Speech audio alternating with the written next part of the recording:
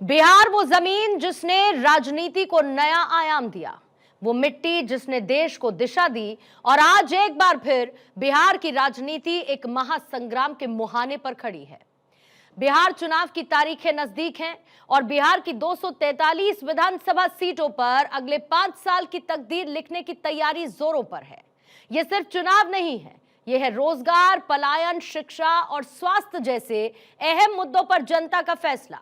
जहां पर प्रधानमंत्री नरेंद्र मोदी की सभाओं और रोड शो में जबरदस्त भीड़ उमड़ रही है, सत्ता पक्ष अपने काम, अपनी योजनाओं को लेकर जनता के बीच है, तो वहीं विपक्ष इस बार पूरी ताकत से सरकार को घेरने की तैयारी में है। बिहार के चुनावी अखाड़े में बड़े बड़े धुरंधर उतर चुके हैं। हर पार्टी ने अपना पूरा दमखम झोंक दिया है। एनडीए बनाम महागठबंधन की सीधी टक्कर में कौन किस पर भारी पड़ेगा? युवा नेतृत्व की लहर चलेगी या अनुभवी नेताओं का जादू सिर चढ़कर बोलेगा? क्या बीजेपी सचमुच लड़ रही नीतीश कुमार के चेहरे पर चुनाव? नीतीश की पलटू राम की छवि के बावजूद आखिर क्यों है बीजेपी को इतना भरोसा? क्या इस बार पटना में बीजेपी का मुख्यमंत्री लेगा शपथ? क्या नीतीश कुमार की विदाई का वक्त आ चुका है? क्या ड्राइविंग सीट पर सचमुच बीजेपी चल रही है? नीतीश के बेटे निशांत कुमार का क्या रहेगा रोल? 29 सीटों के साथ मैदान में चिराग पासवान का क्या रहेगा किरदार? और क्या इस चुनाव में कोई तीसरा मोर्चा बाजी पलट सकता है? पीके इस सियासी समर में पास होंगे या फेल? और मुस्लिम सीटों पर क्या सोचती है जनता? कास्ट फैक्टर आखिर कितना करेगा काम? क्या बिहार में रिपीट होगा महाराष्ट्र मॉडल? लालू यादव के परिवार के आपसी झगड़ों का कितना होगा असर? बिहार के सियासी गलियारों में घूमते हुए इन सवालों का जवाब आज आपको हम दिखाएंगे the man of prediction doctor Jagdish Chandra के द्वारा द जेसी शो में बताई गई उन झलकियों में, जहां बिहार चुनाव से जुड़े हर सवाल का जवाब मौजूद है। तो हो जाइए तैयार, क्योंकि हम आपको लेकर चल रहे हैं उस चुनावी रण के विश्लेषण में जहां बिहार के सियासी दंगल के हर समीकरण का लेखा जोखा बताया है डॉक्टर जगदीश चंद्र ने।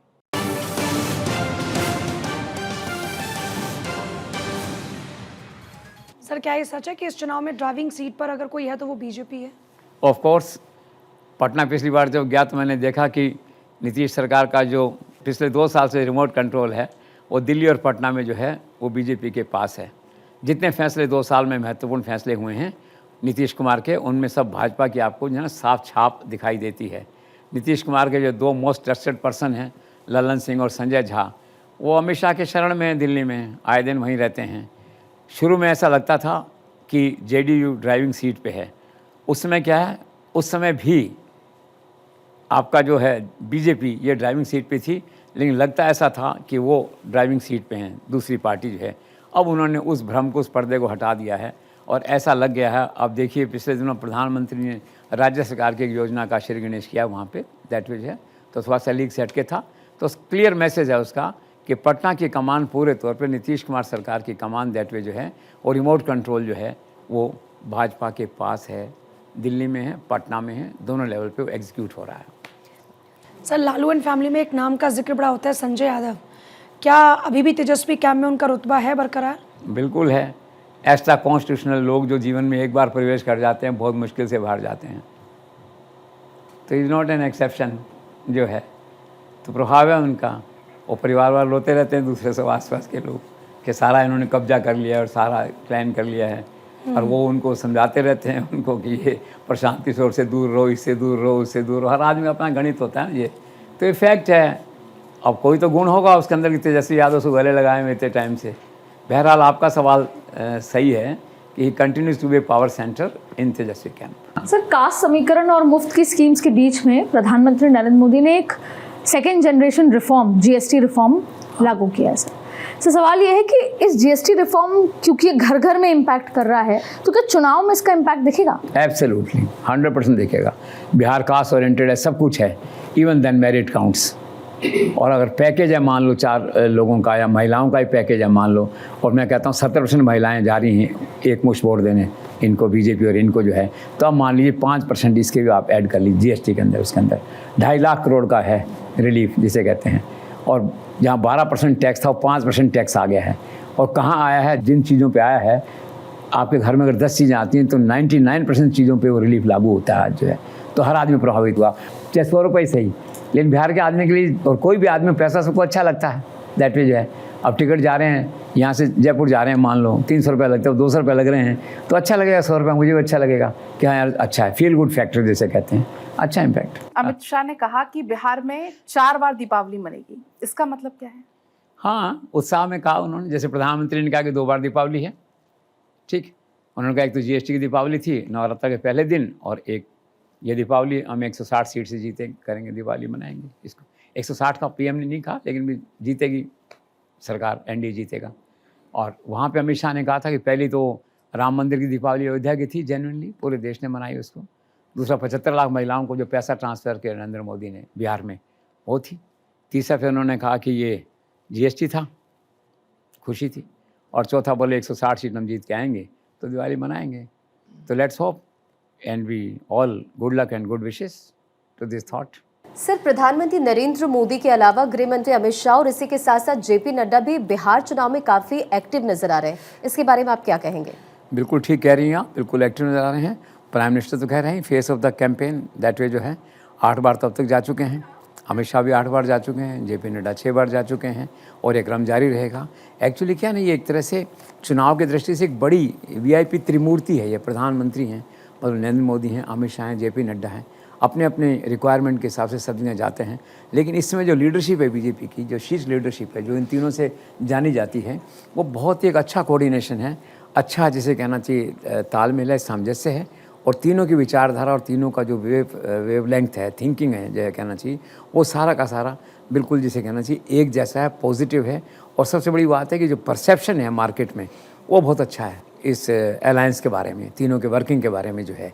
तो इनका रोल है, लेकिन बेसिकली जो सबसे लीड रोल है वो प्राइम मिनिस्टर रहेंगे, क्योंकि चेहरा उनका जो बिकता है बाजार में। आपने सर मीरा कुमार का जिक्र किया, बड़ा दलित चेहरा थे, उनके पूरी फैमिली पिताजी। हाँ। तो क्या इस बार भी कांग्रेस ने तय किया कि वो एक बार फिर दलित पॉलिटिक्स की तरफ इस बिहार चुनाव में आगे बढ़ेंगे? बिल्कुल। देखिए बिहार का सक्सेस ही वो हो गया ना, गैर यादव पिछड़ा वर्ग दिखता है सबको, दलित, महादलित, और उसके बाद में आपका पिछड़ा, अति पिछड़ा वर्ग जो है, तो दलित पॉलिटिक्स है। तो कांग्रेस क्या है कि Congress can't go out of it. वहाँ का जो मैंडेट है, जो रूल ऑफ द डे है, वो दलित पॉलिटिक्स है, वो कास्ट पॉलिटिक्स है, ओबीसी पॉलिटिक्स है वहाँ की। तो कांग्रेस कांट इग्नोर इट। तो Congress also has to fall in line.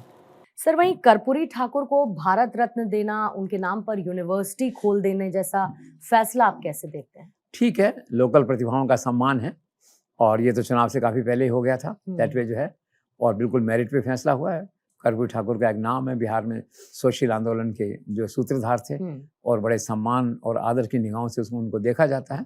ऐसे में उनको सार्वजनिक सम्मान देना एक अच्छा प्रयास है कि ग्रास रूट पे जो टैलेंट है, जो समाज के लिए काम करता है, सोसाइटी के लिए काम करता है, उसको प्रमोट करना चाहिए।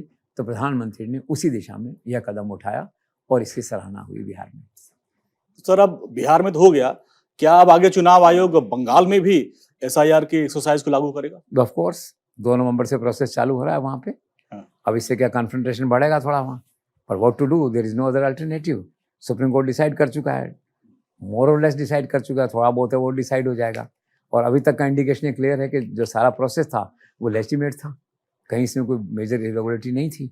तो बंगाल में भी होगा ये, law of the land will take its course by Election Commission of India, इसमें कोई संदेह नहीं है। पर सर, मेरे विचार से नीतीश कुमार की विदाई इतनी आसान होगी नहीं, और अगर उनकी विदाई होगी भी तो उसका जो गाना है वो बहुत सोच समझ कर लिखना होगा।